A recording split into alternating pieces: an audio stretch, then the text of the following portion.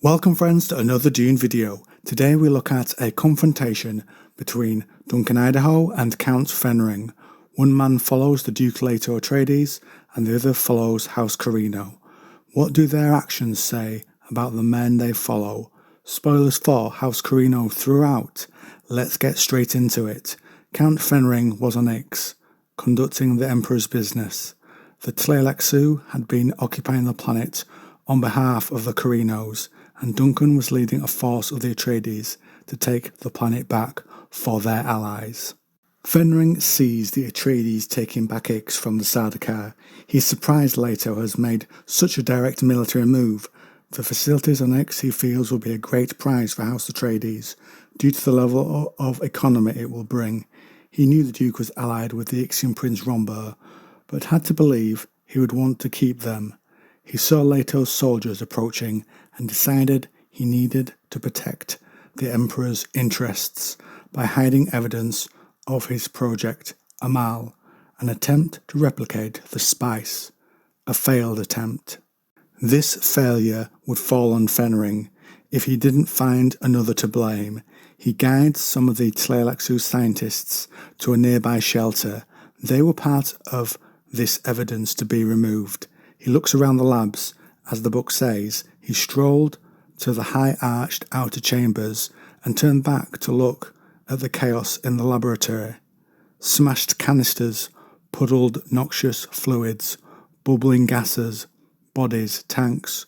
From here, he could no longer hear the desperate pounding of the Tleilaxu scientists locked inside their death trap. He then sets fire to the facility. Meanwhile, Duncan Idaho is just getting into the Sardaukar barracks when Fenring's explosion hits. Debris fall down and the lab has become an inferno. Duncan's feelings sink when he knows the evidence against the Tleilaxu is gone. It is then he sees Fenring and moves to block the man's passage. Fenring does not hesitate and keeps moving forward. Fenring says Duncan should celebrate his escape and that the Emperor will be happy. This identifies him to Duncan, who thinks back to the political part of his Ginaz training. He says Fenring does the dirty work for the Emperor. Fenring spins him a tale that he was held against his will by the Tleilaxu, so they could perform experiments on him.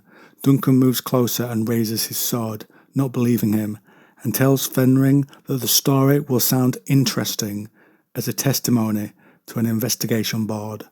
Fenring loses some of his shine at Duncan's comment, and perhaps with Duncan seeing through his deception, Fenring attacks.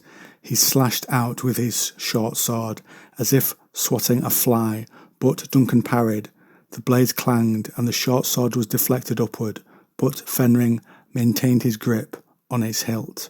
Fenring tries to talk his way out of the fight, mentioning he's a minister for Shaddam, the Emperor, and his closest friend, and how dare Duncan raise a blade against the Emperor's spice minister. Then he tells Duncan he should let him pass.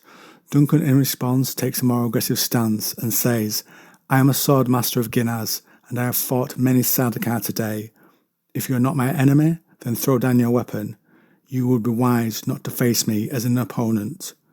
"I killed men before you were even born, pup," Fenring replies. Whilst they have a chat, the fire has continued to grow, and the chemicals used for the fake spice create a stench in the air. The chemicals hit Duncan's eyes, so they sting. Seeing this, the Atreides soldiers close in to provide protection. Duncan, however, waved them off. He was bound by honour to fight by himself. And then, as the book describes it, the Count pressed his attack. He usually killed through devious means, rarely in open combat against a worthy opponent. Still, he possessed many fighting skills that Duncan had not previously encountered. And Duncan says that he has seen many deaths on this night, but will add Fenring to that count if he needs to. Then Duncan swung with the old Duke's sword, and his blade crashed against his opponent's upthrust weapon. Duncan fought with the finesse of a well-trained swordmaster, but with an edge of brutality. He did not stand on ceremony or silly, chivalrous principles, unlike too many of the swordplay instructors Fenring had heard about or actually met in combat. The Count held up the blade to defend himself, and Duncan swung down, concentrating great strength in a single blow. The old Duke's sword rang, and a notch appeared in the blade, but Fenring's weapon thrummed in his hand and shattered from the blow. The momentum knocked him into a wall. Fenring scrambled to recover his balance, and Duncan lunged forward, ready to deal the coup de grace or final blow, but was alert for anything. This fox had many tricks. Fenring thinks over his options. One was to run back into the fire, and with that he sees he has few choices and throws down his weapon, saying the Emperor will ransom him, especially now that evidence and thus his failure has been destroyed. He then manipulates Duncan through his honour by saying that he would not kill him in front of all these men. Duncan steps forward with menace. Fenring ramps things up by talking about the Atreides' honour and what does Leto stand for, and raises his empty hands.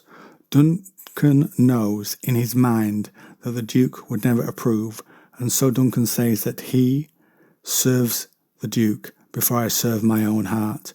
The Atreides men then bind the prisoner's wrists, and Duncan says to Fenring that perhaps in the aftermath of the war, Fenring will wish he had died.